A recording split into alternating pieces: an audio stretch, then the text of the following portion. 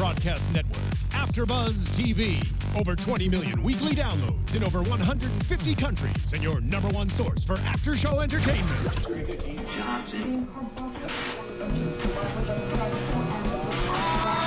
AFTERBUZZ TV, the destination for TV superfans. Producing after-shows for over 300 of your favorite TV shows. Interviewing celebrities and showrunners. And bringing you behind-the-scenes exclusives. All thanks to E! Entertainment's Maria Menounos, producer Kevin Undergaro, and internet leader Akamai. Now, let the buzz begin! Whoa, it's the classic song! And it's the classic panel! Look at this! We have everybody We're back all together! back together. The classic panel is the first time all of us have all been here, but It it's is. classic. Truly.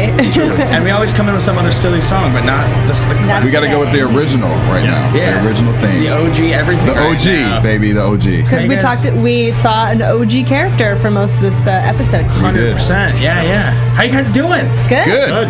We didn't get the doing memo of the suit, but we're doing good. Yeah, it's cool. It was what I had in the car, so. Just casually bring Yeah. suits everywhere you go. That's It's fine. so Barney Stinson of you. So anyway, what's up, guys? How's it going? This is the AfterBuzz TV After Show for The Walking Dead. I am your host, Ben Bateman, joined by my beautiful panel of after show hosts with me. Look at these guys. John and Carle, welcome to the show. Hi, great to see you guys. I'm still exhausted from last week from doing the gaming marathon, but raised $1,000 for children's charity. So That's Good job, man. That's really fantastic. cool. You hit your goal? yes. Nice. Original goal was 500, and then I re-upped it because I didn't want to just stop at 500. So The real question is, are you just going to get off and go home and play 3 hours anyway, just for fun? yeah, I'm gonna go home and play Fallout because I have a problem. Addiction. Do what you love, right? Exactly. Joyce Ajouri, welcome. How are you doing? Thanks. I'm doing good. Good to be back this week. You guys can find me on Twitter at Ajouri. Tweet me there. And look at this stranger sitting on the far side. that of the guy? table Where the over heck here. have you been? Where's that guy at? Who is that guy? What's up, everybody? I am Derrial Christon. So You got I'm an glad to be amazing back. tan from your trip. I have an amazing tan. Yes, I was out of town last week and I stayed in the sun a little bit too much. It's a good tone. It's the color of your sweater. Yeah, it with matches, too. right? It Yeah, goes. no, it's just good. It's like It's very islandy, right? Yeah, I like it. No, it's really good. The yellow, I feel like the yellow almost clashes. It's too smooth. The yellow's too Oh, that's bright. a good point. Yeah. Anyway, welcome. Well, I'm glad to be back Good with to you be back. guys. It's good to see you guys. Thank you for coming back. We're so happy to have you Yes, back. yes. So this is the AfterBuzz TV After Show for The Walking Dead. This was episode 6 of season 6, titled "Always Accountable." And I don't know. What did you guys think? What was your initial thought of the episode? My initial thought was that this was a little slower pace than the rest of the ones that we've seen. I feel like the excitement really took off in the beginning, which was great. And then this episode was kind of low-key, more reflective. Is that a word? Reflective? Reflective? Yes, Reflective, yes, yes. Yeah, reflective. there you go. in terms on the character's part, so. I feel a little bit like I know this is going to be bad to say, but I feel a little bit like we've had a little bit of a bait and switch with the tone of the season, because the Yeah. first 3 episodes were so cool. And I know we can't just have like nonstop action the whole season. That wouldn't be good storytelling. Yeah. But I do feel that this middle few episodes feels a bit more like the traditional filler that some Yeah. of the slower seasons I have agree. given us, where I'm just sort of like, I really want to get back to the driving force of what's going on in this story, and I feel like you're giving me a lot of background before we can get back to what I really want to see. Well, especially also since we haven't really seen Sasha, Abraham, and Daryl in a while, so I Yeah. was really excited to see them back on this episode and get that full energy. And maybe it's because the last couple episodes we have had have been so action-packed Right. that they needed to kind of slow down the pace a little bit and give us a little bit more backstory and then, throw it back at us again. So. Right. I mean, to be fair, there was a decent amount of action. Yeah. In this. I mean, there definitely There were was, definitely yeah. some highs and lows in the episode, but I mean, you start out with them being ambushed and like people shooting at them with machine guns and stuff like that. So it just was really quick bursts of it as Yeah. opposed to like Steady pace, yeah. throughout the entire It episode. wasn't like I thought it was a bad episode by any means. Like No. I to be totally fair to this show, and I don't want to give anybody the wrong idea here. I look forward to this show on Sunday nights more than anything on television. Absolutely. Like I love it. I literally count the minutes. Well- So it doesn't matter how good or bad the episode is. It's still The Walking Dead. It's still The Walking Dead. and I still It's just still a adore win. it, They you do know? a good job with it because we talk about caring about characters in the show a lot, and I feel like they've kept a lot of the great core people. We've said this so many times. So, like, I still care about knowing what's going to happen to Yeah. Rick and now Sasha and even Abraham. Like, Yeah. I care about them. So, like, that's why I look so forward to watching this too. It's like, I mean, I'll endure through like the slower episodes or like through the seed planting episodes, Right. Because I want to, like, I care Yeah. enough. It's really, I did not see the Sasha Abraham thing going. We'll get into that a little more later. That was like a big side. That was interesting, yeah. Yeah, I felt sideswiped by that a little bit. I didn't know what was going on. So we're going to break down the whole thing piece by piece. But before we do that, I want to remind everybody here, where am I looking? Right here. This is where I'm looking. I want to remind everybody here that, so I was looking at the camera. That we are on iTunes. You can download this. It helps us to stay high in the ratings if you rate and review. It's awesome if you do that. Also, we're on YouTube. So if you guys want to comment, let us know how we're doing. Once again, we do this because we love to do it. Got to keep the lights on. You guys doing that helps keep the lights on. We can't do the show in the dark, so helps out with that. And on Twitter, use hashtag ABTV, TWD. Yes. We have it open during the show, so if any comments come through, I'll see them on here. Cool. And if I anybody need a more wants- subtle iPad case for this. It works just for so you, though. bright. It works. It's It Hulk works. green. Or put like a Walking Dead logo on the back. That's what you can do. Yeah, just put a sticker. Yeah. Walking So they Dead. need Let's get stickers. some stickers in here for the iPad. Come on. But if you guys want to tweet at any one of us personally while we're doing this show, we'd love to be a part of that. So starting over here with my man D, how can they find you? At Derrial Christon, DerrialChriston. Yeah, and you can find me on Twitter at Joyce Ajouri and also on Snapchat at Joyce Ajouri. I do a little bit behind the scenes with all of us in the studio, so it could be cool to watch. Check it out. Yeah. At the John Carle, TheJohnCarle. And I'm Ben Bateman. You can find me at Ben Bateman Media on Twitter and Instagram. I feel like the Snapchat stuff, like you guys are really good at it. And I'm just really awkward. You're always like, what's up? And I'm I like, love Snapchat. I love it. Yeah. It's so fun. I'm not good at it. Girls are much better at Snapchat. Yeah. It's just ingrained in them better than it is for us. I was talking to I someone would on agree with Periscope that. last night, and I was like, I just feel so self-conscious. I'm in public, and I start talking to my phone. I'm just vain. Yeah. I've come to terms with it. It's fine. she was like, if you're doing it, people will be like, oh, look at that vein gap. She's like, if I'm doing it, people are just like, look at that stupid girl. And she's like, no, I'm okay with that. I don't so I was care. like, all right, we're Our good. systems detect that a host has wandered off. Fair enough. Let's get back to the episode. So, number one, we start out and we have our gang on the road. They're drawing the zombies away, and we endure a brutal attack, a gun attack, if you will, from some faceless attackers. And it felt like, how many did we think we saw? Maybe 6, 5, 6, 4, something like that. It was Something what, like that. three cars? Yeah, I saw like 3 or 4 cars. Yeah. Yeah. Some heavy artillery. We had like some big machine guns and whatnot. Yeah, they seemed well equipped. Yes. Yeah. and so we We'll come have back to haunt you. and we seem well equipped. And we had like the two. We had Daryl go off from the group On his and- motorcycle, On yeah. his motorcycle, he gets away. I guess it looked like he maybe got grazed by a bullet, Yeah. or something like that, on his elbow. And then we had Sasha and Abraham in their own world. So what do we think about this group of attackers? Well, I thought it was really interesting that it wasn't even like 1 or 2 bullets. When Sasha and Abraham retaliated, they just went for it and they unloaded They into unloaded. that Yeah. car. They were like, we're not even giving an option on this one. I thought that was... It's kind of, when we get to later in the episode, it's like, well, have you killed anybody? And it's like, well, this wasn't just killing. Like, they made sure they were dead. Yeah. Yeah. For sure. Full on. It was like, remember, like Reservoir Dogs, like, through the windshield.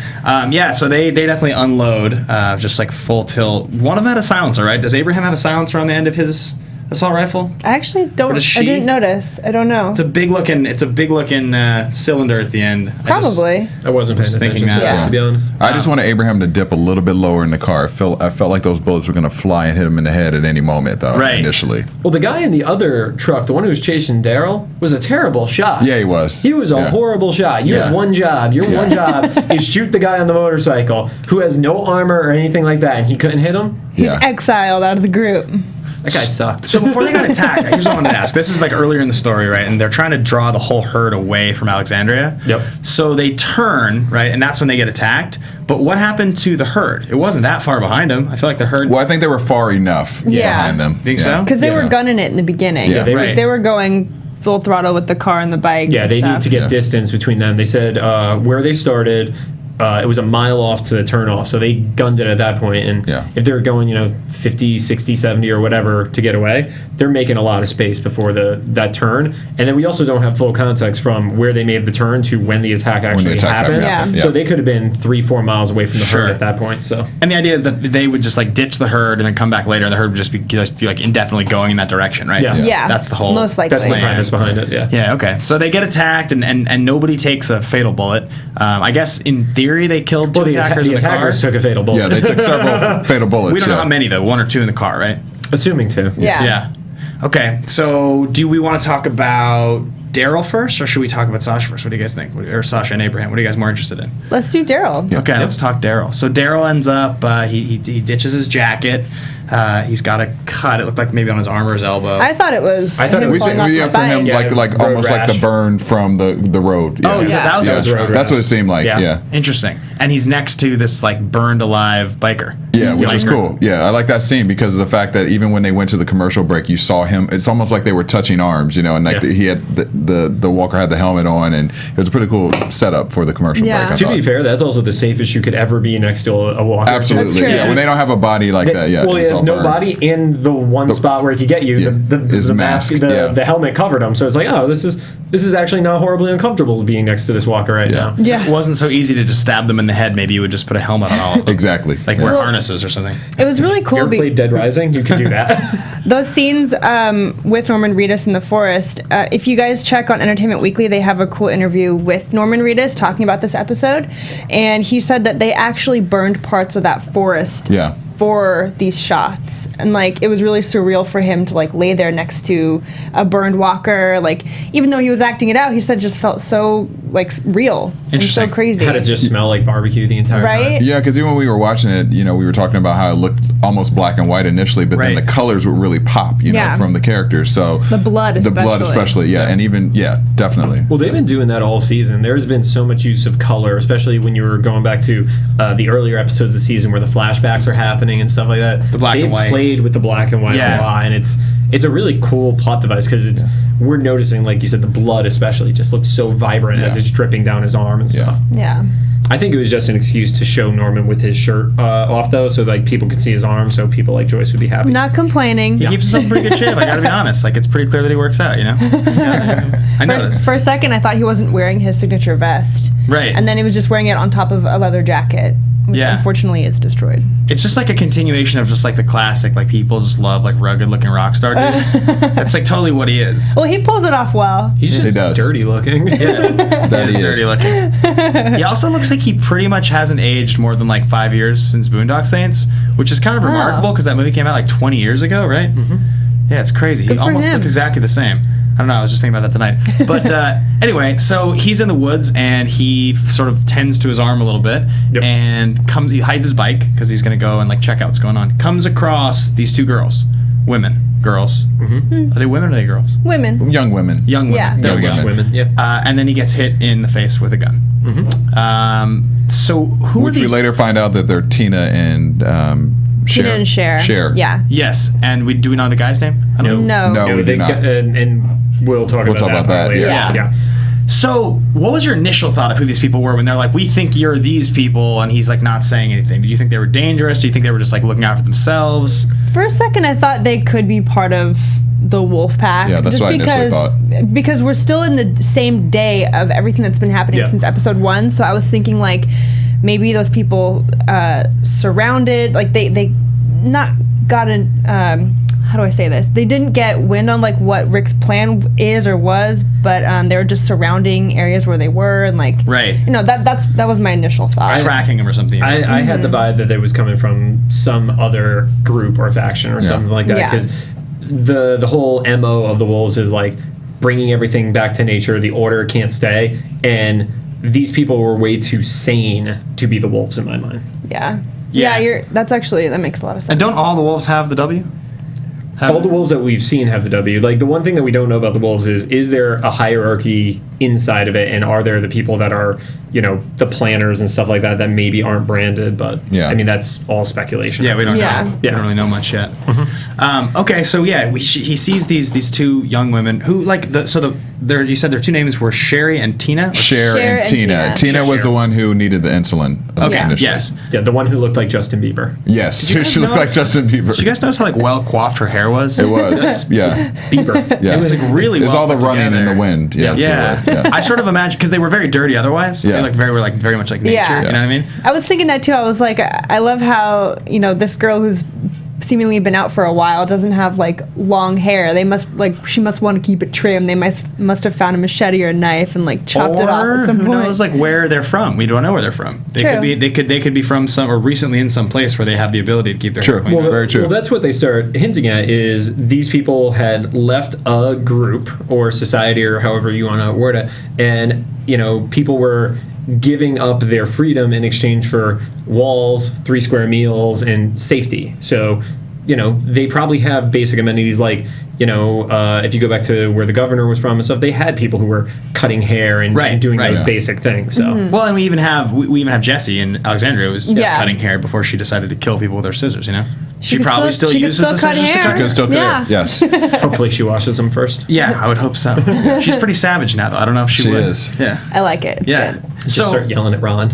Okay, so the scissors. So they cuff Daryl up with some like rope, pretty shabby rope, like rope that he's easily able to get out of later. Yeah. And they're taking him on his way, and eventually they get to this like whatever that is, like a plant. It's like some sort of like a fuel dump something, right? Well, before that, they assume that Daryl is from the place that they left. Right. That's really important. Is they're like, yeah, there's so many people there. We don't know who everybody was. They explain that a little later on, but they're like, they just assume Daryl was sent after them to get them to come back. And clearly they're pretty like scared of the way they'll be treated because they're pretty hostile. Which makes sense hearing them say we earned what we took to Daryl and then we earned what we took to those people that we haven't seen whose faces we haven't seen. Right. Yeah.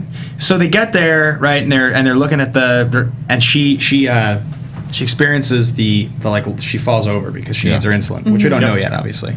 Daryl makes a break for it, hides in the woods, finds the insulin in the bag, and it's just a cooler labeled insulin. Yep. And he's a terrible shot. The guy who was shooting, Mr. No Name, which we don't know yet.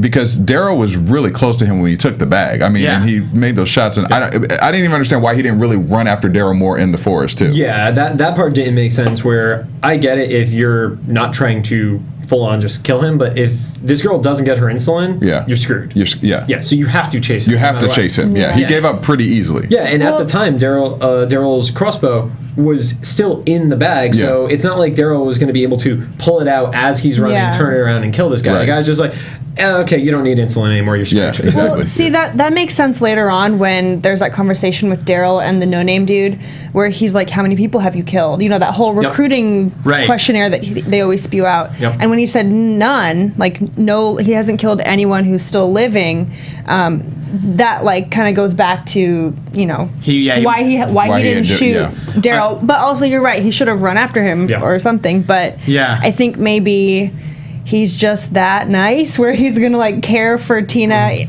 even though like she obviously needs the insulin. Like he's not gonna just leave her. We also don't know their relationship at all. So if somebody who's unwilling, if somebody who hasn't killed anyone yet, that could just be like some people that he's with where he's from that he's like helping take care of. Right. You would have to, if you're willing to shoot someone to take care of someone else, they're both pretty tough decisions. Am I gonna save a life or take a life kind of a thing? Yeah, but he certainly got his balls at the end when he stole Daryl's motorcycle and all the other crap later on. So I'm like, how much was he innocent really in that and not being able to really so let's move forward through this because I definitely want to get to all the pieces of the episode, and this is where it gets really interesting. Well, they were looking for Patty at the fuel company, which was Patrick's Fuel Company spelled with 2 T's, so that was a little but they're going after Patty, but they never actually explain who Patty is and what their relationship is either. Maybe it's like a friend of theirs that had left the same place and said she would be hiding at this familiar location or something. That helped them on their escape or something like that. Something like that, right? Yeah, that's what I was thinking. But they're assuming Patty's now been turned into a walker because it's overrun, right? Yeah, they gave up really fast. Like they didn't even like look around for her. I know. Either. He said no, she's gone. That's it. They probably don't have the same experience that we're used to seeing as everybody else. So like if Rick were there and they were looking for Patty, like they would have a plan to go around and like survive while looking around Patty. Well, they definitely don't have the level of experience because he goes, well, how many walkers have you killed? And he goes, lots. Yeah. And he's like, a couple dozen. And like, I'm shocked that Daryl just didn't start laughing at him at that point. Right. Daryl kills like a couple dozen walkers in a day. Right. I think to a degree though, Daryl like sympathizes with them. Yeah. Because that's the reason why he brought the insulin back. And it's like, I think finding out that information from No Name Guy, that he hasn't killed too many walkers, it just validated... And no people. It validated Daryl's suspicion that these guys are good people. Like, that whole good and bad thing is still blurry sometimes, but like he still feels like they're more like him than he initially thought. Right. I was in terms shocked, of being a good person. I was shocked that he brought the insulin back to them. I'm not saying he should have taken it, but when he saw that the insulin was there, he was still within pretty reasonable distance from where they were. Yeah. And I'm shocked he didn't just leave it from a survival. And we talked about that. I would have just left it. I Yeah. wouldn't have taken it all the way back to them because of just the fact I wouldn't know how they would react. And the guy had the guns. And the guy still had the gun. Yeah. Yeah, he could have just gotten shot. Yeah. Daryl, but we found out in the past, Daryl's actually kind of a softie a little bit. Yeah. Well, He's sure, actually got kind of a big heart. He I does. wonder if he was legitimately trying to recruit them. Right. I felt like he For was. Alexandria. Yeah, I felt like he was. Yeah. Because even the guy's like, well, why'd you come back? You know, and I felt like that's the purpose of why Daryl really was trying to go back there. And because he was on the recruitment team with Aaron for a while, so Yeah. he was sort of, Yeah. he's sort of used to that whole process. Yeah. Though I don't think they don't actually ever show the two of them finding anybody, right? He's just like is on the team. We don't have. That's never a story we saw, was it? I don't think so. No, there was the incident with the horse I and remember stuff that. like that, but they didn't actually full on recruit anybody together that you saw that happen. You just assume that that's like they're the They've part. gotten a couple or- they're like yeah. part of it or something. Yep. So all right, so they're running away, right? And there's now this truck. He says, "Good luck, you're gonna need it." Gives the gun. Actually, he doesn't give the gun back to the guy until they're hiding. But so then you have this truck, which is the same truck we had seen earlier, right? Or is this the first time we saw it? I wasn't paying attention to the make of the truck, to be honest. In any case, it's probably related to the attackers. We're assuming. I mean, I guess I'm Yeah. assuming anyway. Group of people. Yep. Now you hear some of them talking, right? And this is sort of furthering the stuff we'd already heard, right? Like when they say we paid for what we took or we earned what we took. Yep. And then there's a line that one of the guys says where he's like, he only wants willing something, right? They say only wants willing tail or something like that. I forgot the exact phrase, but he did mention someone named Willing. No, the sense I got was he's talking about the girls, and he's saying he only wants like willing girls or something like that. That was like Yeah, there was some Right? type of conversation like that, and because the characters were Wade who came up, and then Yeah, Cam who and ends Cam up is the getting one who got his bit. arm. Yeah, he get bit, but yeah, there was some initial background kind of conversation about the girls and needing what you're kind of alluding to, yeah, right? Like yeah. there's some guy that these people are working for, and Yeah. they say we don't kneel.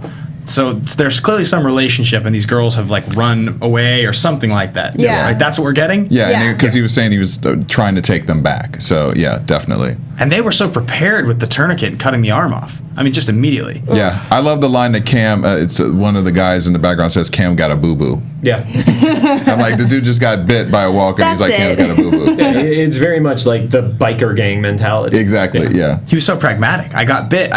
They come over. take off my All right, arm now. take it. Get rid of it. And he says he'll get him back his watch. Yeah. I was like, that guy is so dumb. Oh yeah. So stupid. for Daryl getting set him up bit. quite well with that too. Yeah, it was perfect. Yeah, crazy. Got it. So they actually managed to get away, and they come across these burned bodies. Now, Yep. explain to me what was happening here, because I was a little confused. They seemed to be encased in like glass. So I think that was a scenario where they were in some sort of like house or something like that that must have had like plastic on it. Okay. And when this big fire happened, that sounded like just like a flash burning. It didn't sound like it burned for a long time, but it probably melted the roof of this thing onto them. Yeah. So that's Okay. why it was a layer of some sort Yeah. of like brittle plastic. And that was Yeah. Deli, and it was Kelly and Carla. Carla. Yep. Yeah. And they're telling an anecdote about babysitting, right? Yeah. Yeah. So clearly these are people they knew in the real world beforehand. Yeah, that Tina and them had babysat for him and Yeah. stuff, and then she did the dumb thing of, I'm gonna put flowers next to a body, and Oh, girl. Which also shows how inexperienced they were overall. Just to Right. even go up to the walker like that without any Yeah. weapon Checking. on your own or checking anything. You I know, wonder so. if Daryl was like, why did I bring back her insulin Right. at the end of it? It was all? it was definitely not worth it. Yeah. So. Yeah, I always find it interesting. So Tina dies. Tina's the one that Tina dies. Tina Yeah. dies. Yes. Tina's the one who gets bit. She gets bitten. Yeah. So I always find it interesting when they show a character and you like lose someone. The minute after you lose them and you're sitting there and it's clear like she's lost someone before. Yeah. And the Yeah. look on her face. Yeah.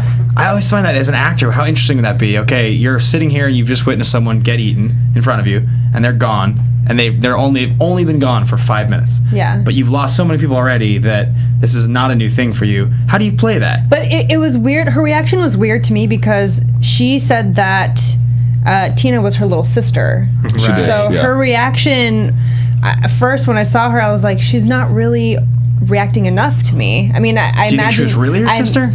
She said baby sister. She said baby sister. Yeah. She said, it's me, baby sister, like, come back or something. But I thought back to Maggie and finding out about about Beth and everything. She was devastated. She was devastated, and it seemed like Cher really tried her best to protect and take care of Tina, and it just didn't work out that way. But maybe it was just the initial shock that we saw. I mean, even we go back to like the first season with Andrea losing her sister, her reaction to things, you know, was so intense. And this was, I agree with you, Joyce. It was very nonchalant kind of intensity with her losing her sister. That's what I was thinking. I was just noticing it, and I was sort of like perplexed by it a little bit. Yeah. But I think this far along in the world, you have to assume that everyone's witnessed this. Everybody's lost people. You start to get numb in certain cases. For sure. Yeah, it'd be like a very interesting task as an actor if somebody was like, "How, you know, you need to play this way." Yeah. Like, well, what journey is my character going through at this point? You know. Right. So anyway, they start walking away from the site, and Daryl gets his bike, and he's got his crossbow. He's giving the gun back to this guy whose name we don't know yet. So then he has this moment when he's talking, and they're asking questions. How many people are you with? Oh, I didn't say.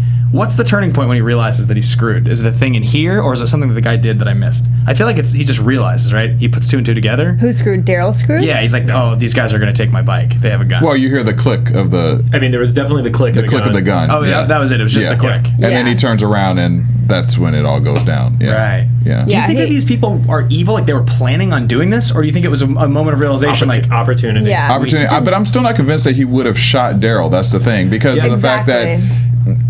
he shot at Daryl, obviously, behind him to kind of, you know, show his weight. But I don't know. I just feel like the guy is so inexperienced. Could he really have shot Daryl? Or if he wouldn't have killed Daryl. I feel maybe he would have shot him in the arm or the leg or something like that. I don't think, so far learning what we do know about No Name, he wouldn't have the heart to... That's what he's going to be for now. Yeah, for right now. That's the safest way. I hope we didn't miss his name in some way. No, we didn't. No, We double-checked. I think it was intentional. Specifically not been said. Gotcha. Yeah. I kept thinking, I had this moment where I was like, okay, he's got a gun on Daryl, and this girl has the crossbow over her back. She probably doesn't know how to operate the thing. Well, he does. The No Name guy does. The crossbow. Because we didn't talk about this before, but when Daryl was coming to after he got knocked out, and it was like blurry, and you could hear them talking to each other in the background, I think one of the girls asked, do you even know how to use this thing? And I'm pretty sure he said yes. Yeah, he did. So he knows how to use it, and that's why I think he gave her the gun at the end, because it's like, here's a weapon you can handle. Yeah, you could actually do this. Yeah. I just sort of had this moment where I was thinking, Daryl's more experienced. You guys don't really know what you're doing. There was a part of me that thought he was just gonna like tackle the guy, knock him off the bike, and then just like take him down. Because like I was like, these are basically people who are supposed to demonstrate that Daryl is way tougher, and that you can't just mess with one of these people because they've killed dozens of people. So I was thinking, let's tackle him, take the gun, shoot them both, and take his bike back. I agree, but he is injured. We got to remember that he is injured. He is injured, and he's not a killer. Like that would cross the line, because they haven't done anything to him where they're like shooting at him and they're missing and he's charging. Like they're purposely not pulling the trigger on him for whatever reason. It's like opportunistic survival.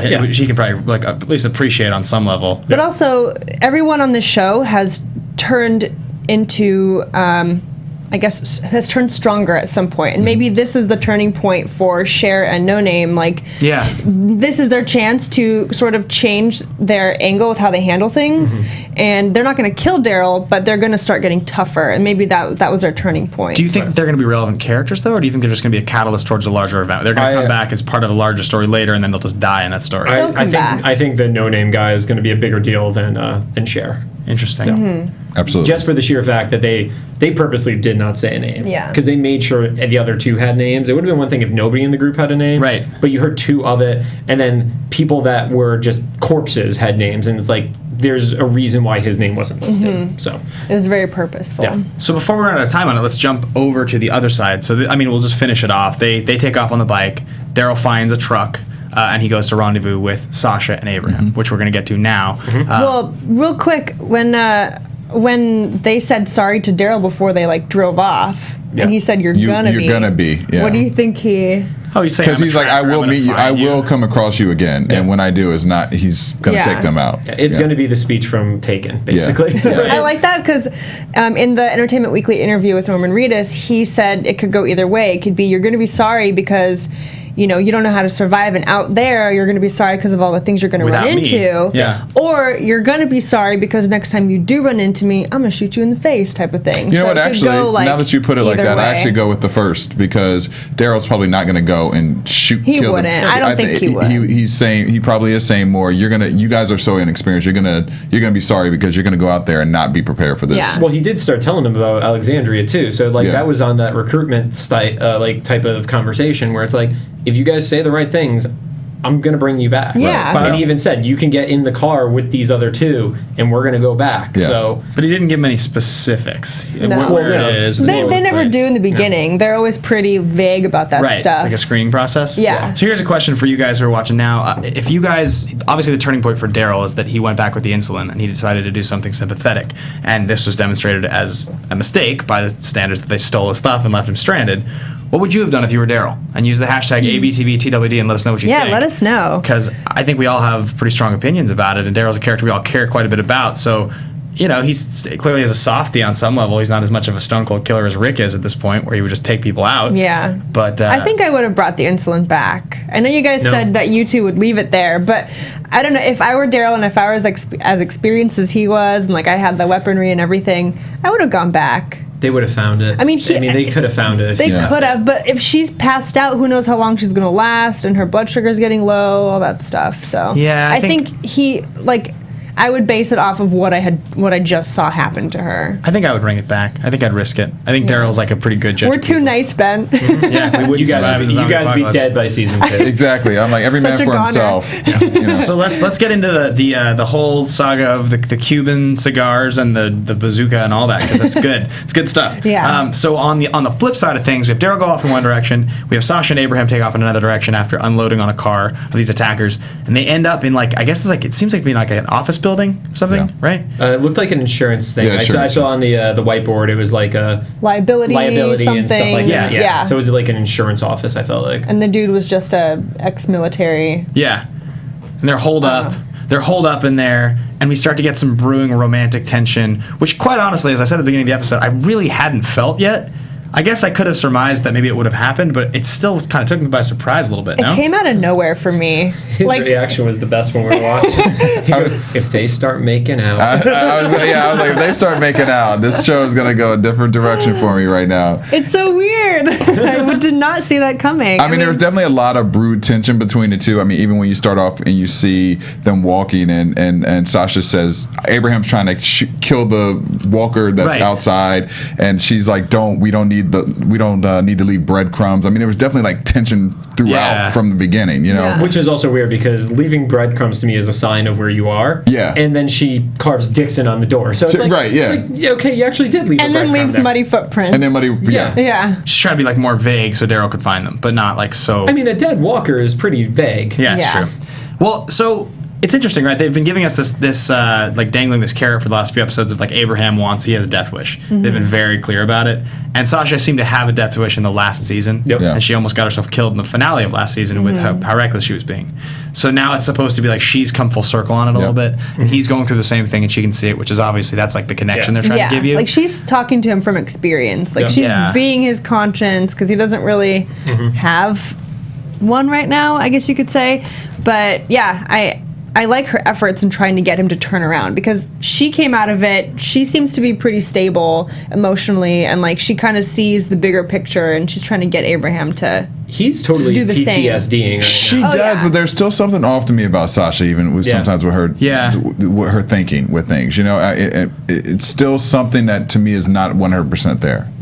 I agree. One thing that I don't want to say it bothers me, but it's just like I took note of it during all their scenes together. I was thinking like, anytime you take two characters who are a little bit more minor, they're not like the main heart 5 characters of the show, and you give me extended amounts of time where like you're learning more about the depth of those characters from their interaction off site, like not interacting with Rick or Maggie, Glenn, like the main people on the show. I always find it a little distracting because I'm like, I don't really know either of your characters all that well, so I'm supposed to be able to gauge one person's sort of value off of the way that this other character, who I don't really know their value all that way, is reacting. Yeah. And it's all new information. It all feels very up in the air. Like, it's not the same as if you had a great interaction between Abraham and Rick, where you very much know Rick as a character. There's 100%, you know his history, how he's going to react. So the way that he's interacting with Abraham kind of gives you a sense of how you should feel about Abraham. Does that make sense? Yeah. And it's not like a waste of time. It's just like it's disorienting. I don't feel like I can gauge it in the context of the rest of the story, the main story that we should be following. Like it doesn't have as much of a hard hit to you emotionally as It doesn't have as much weight. Yeah. Yeah. Yeah, totally. So I found myself a little distracted in their scenes. I don't know, like I wasn't that interested. What do you guys think? I mean, I was interested just because I want to see Abraham turn around, and I feel like Sasha can be the one to do that. And I mean, she kind of did this episode. Yeah. So that's what I was waiting for, and that's why I wanted to keep watching like their scenes this episode, and also seeing Abraham's like moment with that walker that was just hanging. That I was pretty satisfied with the way he turned around. But I want to know how the hell that walker get up there. Yeah. So there's definitely something that led to the crash that led to that happening, but it was a really weird setup. And also, that thing had been there for a long time. Yeah. And then it was only just now with Abraham like That it antagonizing it at point blank that it finally starts cutting through. Well, he was climbing on that fence thing, was. and it's probably the first time it's been rattled that much since the zombie's been hanging. That's a good point. Yeah. Yeah, but he's probably like getting antsy once in a while and stuff like that. Got some like rotting flesh and sinew in the thing's shoulder that's probably going to start to like degrade, and now that you've moved the metal, it's kind of dislodging the fibers of the zombie. Well, I mean, the whole point of that wasn't even just, you know, how he's PTSDing about the whole situation and like had to have his freak out screaming moment. It was so it could wreck his clothing, so that when he went back to this office, he could put into the military outfit. Yeah. That was why, because it was very like it was interesting that he had the cut down the center of his shirt and the pants were like ripped really badly. Yeah. But it was like he wasn't even scratched there At all. Yeah. So it was really just like, I'm gonna climb across the fence, I'm gonna wreck my clothes, and I'm gonna wear something nicer. And he was real stoked about the military jacket, and she was not that stoked. She was something about it. I thought it was kind of a sweet moment for him. What did you think she didn't Cute. like about it? She gives him a weird look. She did, but I think it was just kind of sarcastic. It's almost like one of those like, oh, dad. like, Or I wonder if it was maybe her thinking, I knew he was going to turn around. Like, I got this. Like, or did he really just lose his shit? Right? Yeah. But they got a rocket launcher with 4 rockets out of it. That's awesome. That stuff will be relevant at some point. And 3 in the case, and then the one that was still loaded. So. And I also found it interesting his doubt of Daryl coming back for them. You know, I mean, they've been through a lot of shit. Excuse me, it's a lot of stuff. It's all right. Because there's so much shit. I keep saying shit because there's so much shit. All right, we're 5 and 5. Okay, yeah. 5 on the episode, 5 on us. We're good. But yeah, exactly. So there was, you know, they've been through a lot, and they know Daryl's character at this point. I mean, obviously Sasha was still defending him, but Abraham was really throwing Daryl under the bus in that regard, thinking that he wouldn't come back. And I found that interesting with this episode because I'm like, he would know, you know, he's been around him enough to know that he would come back. Well, maybe Abraham assumed that guy who was such a horrible shot wasn't such a horrible shot. Well, also that's just how far gone Abraham was. Yeah, right. Like, that's how far like backtracked he's been with like his emotions and everything. Yeah. So. Yeah, interesting stuff, right? Yeah. So, and then we get like obviously this. We're totally surprised by this whole Abraham and Sasha business, and then Abraham also. Rosita's back. Rosita. I'm like, Rosita's back there. Somebody's, you know. They're going back. He likes some ethnic lady, though. I say that, you know. He likes some flavor. He's like actively looking for trouble. I'm throwing one more out there. Shit. Trying to cause some trouble. Yeah. Likes him a little flavor, a little salsa in his tacos. Yeah, he does. So we don't have a ton of time left. We should definitely try to grab everything up and make sure we cover We got the one last big piece is, you know, they come around, they pick up the truck. Somebody actually suggested in the Twitter with ABTV TWD as the hashtag, was Patty the truck? I thought it was the truck. Yeah. I think Patty was the truck. Because they never said Patty's dead. They just say Patty's gone. Interesting. So picking up on that, I think we didn't talk about that when we were that's out watching. true. But that's a good point. That's a very good call. Especially because the license plate did say Patty on it. Oh, did it? I don't know if you guys. It said it on the side. Well, I saw the side, not the license plate. The sign said Patrick's and the license plate said Patty, Patty.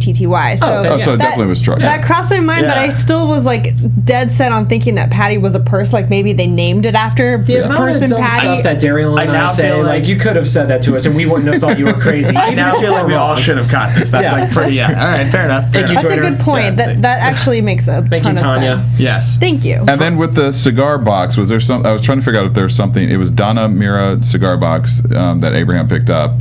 Obviously, he was very happy about having those, you know, inside. But was there something in connection with that? That's what I was trying to figure out. Or just I could gather. I just think it's him picking up his vice, and you know, that was his thing. It's perfect time for him to do that. And realizing, like he said, there's going to be more steps of life before his last breath is breathed. Yeah. And these cigars represent something. Bring on the cancer. Yeah, exactly. So so they get in the truck and they're headed back. So the big stuff that we all, I'm sure, are curious about, and I'm going to throw it out there right now. Spoiler alert! Anybody who doesn't want to hear something that Spoiler alert! Spoiler alert! Spoiler alert! So we may or may not have read the comic books on this panel, some of us, and there are probably some theories that are circulating that have to do with who this group of people that... Well, before we do that, on the radio, help. Right. Yeah. That's the one thing before we get to predictions and That's stuff. the biggest He's thing. calling for Rick. But We don't know if it's Rick or Nicholas. we don't know whose voice that was, and Norman Reedus already squashed the rumor that it was Glenn. It's not Glenn's It's too voice. obvious to be Yeah, Glenn. and we also, Absolutely. like, I think we played that back 4 or 5 times. Yeah, to make it sure. did not sound like his voice. So I assumed it was Rick. That's No. just, no. I don't think so. It didn't sound like because Rick to at me. this point, I feel like Rick is already running back to Alexandria. We don't know that because we have no idea because they haven't shown us that yet. We just know that he's safe, so we're going to care when they show us, I guess. It didn't sound like Rick, though. I don't No. think they're actually going to show him escaping that spot. I don't That's- know why. It's just Do you really think accept they're it. going to pull a Lost on We us? just need I to don't know. accept it. It's already so removed on it. I'm not feeling That like would be it's gonna happen. way too cheap. There's no way they can do that. It's a totally precarious situation where he's stuck in a camper surrounded by walkers with a cut hand. There's just no way that he can. I think they'll tell us, but in a very negligible way. Yeah. Like it'll just be like him mentioning it in passing, like, "Oh, this is what happened to me when I was coming back," type of Yeah. thing. I'll be and we'll just be very- like, "That's it." I think it's going to be a cutback. I think I'm going to be very frustrated if I don't get something good with that because that was a big cliffhanger. It was. Huge. I Yeah. mean, obviously the Glenn cliffhanger is the one we all really want to know about, but that was a gigantic cliffhanger in the same episode. Right. So what you started saying, Nicholas, and Derrial found the really interesting theory online. Yeah, so I found this theory online that says that so the whole scene with Nicholas and Glenn is that Nicholas is actually Hallucinating? Hallucinating. I read the same Yeah, thing, so yeah. because he was having the head trauma, kind of the things going on, and 'Cause that the this click, whole click thing, off the screen? click off screen, and Right. that all that is just kind of him envisioning this thing taking place with him and Glenn, and that he and Glenn are actually still trapped, and Right. that could have been Nicholas on the radio saying help. So Yeah, because to explain what I'm talking about, the hallucinating is that you read, I'm sure, the same article I did, which is that somebody says you actually hear Nicholas is empty before they get up on the dumpster. Yeah. You hear a click off screen. Yeah. So you're supposed to, if he's out of bullets, how's he going to shoot himself? how's he going to shoot himself? And basically, like that, because he's zoning in and out that whole episode. I thought that was really interesting too. It seems a little preposterous, but But at this point, anything is Yeah. possible. You know what I mean? It's such a well thought out show. It'd be hard to believe that. Well, John was saying a lot of people would be pissed off, but I think it would be genius for the show. I didn't say I would be pissed off. No, I just said a lot of people would be Yeah. pissed off. Yeah. Well, and what we started talking about with that episode, without being able to have the time to go all the way back and watch it again, there was very like that distinct moment where you see Nicholas loses it. Yeah. And when he loses it, everything goes like like hazy dark, and like it's like, could that be the jumping point from this is reality to what he's just like hallucinating is happening? Right. So we have just in our 5 minutes. I want to make sure we all kind of get just out of the way for anybody who does want to know in this spoiler moment.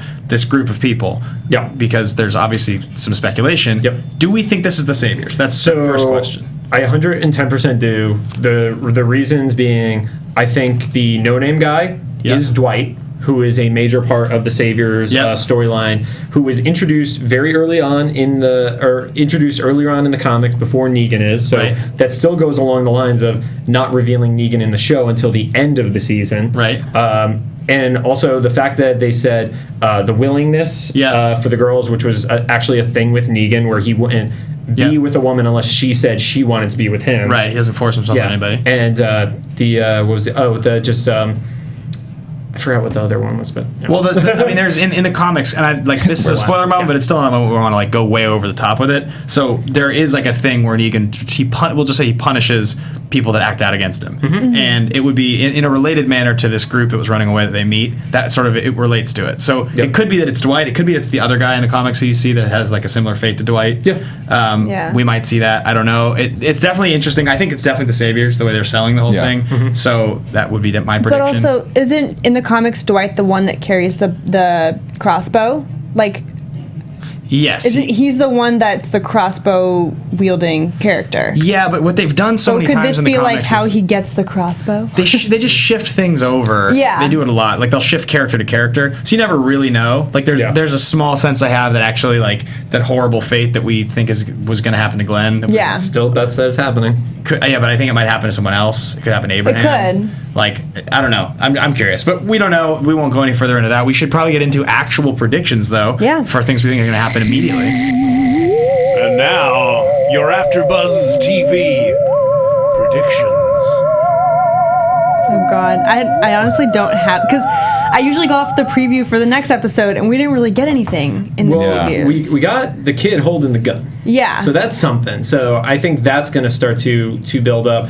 And in the preview that they showed, it actually didn't show much of Rick looking at the wall, which was the one where it's like, oh, watch this during the first commercial break for Into the Badlands, but Rick is looking at the seam in the wall and seeing the blood go through. It was a hole, by the way. Last week we predicted it was okay. I thought it was dripping. It was definitely I thought so too, yeah. We were wrong. Yeah. Okay. But it still is interesting that it would just be like blood coming through a hole in the wall. So it could still be the death that you guys predicted last week. Yeah. My prediction is going to be that it's 8 and 8, right? We get 8 and the mid-season finale, and then we get 8 more. Mm-hmm. So my prediction is that next week we ramp back up into like normal, exciting, fast-paced, and all of the whole like backstory stuff is now behind us, and we're going to get part 1 of the super intense finale that reveals Glenn's actually alive. I think what needs to happen in these next 2 episodes is somewhat of a conclusion to the Wolf story. Yeah. Because it's obvious this savior, as we're predicting, group is going to be a major piece, and we can't get to that with a third faction running around. I think there's too much going on if that's the case. Yeah, too many people, too many characters and groups involved. Yeah. Or at least get the leader of the wolves and find out what their hierarchy is, and season ends with maybe Glenn is captured by them or something along those lines, and it's like, all right, we're declaring war, and then we have to wait till February. Yeah. Anybody else? I think we're going to get another major character that gets killed next week. Next week. Any idea who? I give Abraham in episode 8. Really? That's why I was sort of feeling that as well. I can kind of sense that. Yeah. I see that coming. Yep. Because we're actually starting to like him. And he kind of has he's coming back to normal, so that could be good. Yeah. Yep. It's like finally he comes around and he gets better, and it's like, nope, sorry, you're gonna lose your life. Fair enough. Even though you think that your life is going to be better from here. And I actually do think that it's possibly Nicholas on the radio. Well, I cannot wait to find out. I want to know so bad. That's going to do it, though. We're out of time. We got to wrap it up. Oh, man. I know. We could talk about this forever, but we're going to talk about it next week. Not according to the when we all come back. According to the engineers, we have to leave. So that's going to do it for the episode. Guys, if anybody wants to tweet at you personally to find you one more time, where can they find you? Start with you, D. At Derrial Christon, DerrialChriston. A lot of you guys have been tweeting me, and I appreciate it. I try and respond to everyone, so please continue to do it, because you've been giving me some great ideas to think about as well for the show. I like talking to you guys on Twitter, too. You can catch me on Twitter, Instagram, and Snapchat at Joyce Ajouri. That's JAJOURI. And on the Tuesday night Agents of S.H.I.E.L.D. podcast here on AFTERBUZZ TV. At the John Carle on Twitter and on Instagram. And then, of course, youtube.com/whiskey and waffles. My name is Ben Bateman. You guys can find me at Ben Bateman Media on Twitter and Instagram, and I do a popcorn talk show called Action Movie Anatomy here on Wednesdays. It streams live at 12:30. I talk about what's the most awesome thing about sweet action movies, so come and hang out. Cool. And I'll be here same time, same place with these lovely people next week. Nice. Thanks for stopping by, guys. 2 more episodes. Bye-bye. Bye. All right. What are we going to do? From executive producers Maria Menounos, Kevin Undergaro, Phil Svitek, and the entire AfterBuzz TV staff, we would like to thank you for listening to the AfterBuzz TV network. To watch or listen to other after shows and post comments or questions, be sure to visit AfterBuzzTV.com. I'm Sir Richard Wentworth, and this has been a presentation of AfterBuzz TV. Buzz you later. The views expressed herein are those of the hosts only and do not necessarily reflect the views of AfterBuzz TV or its owners or principals.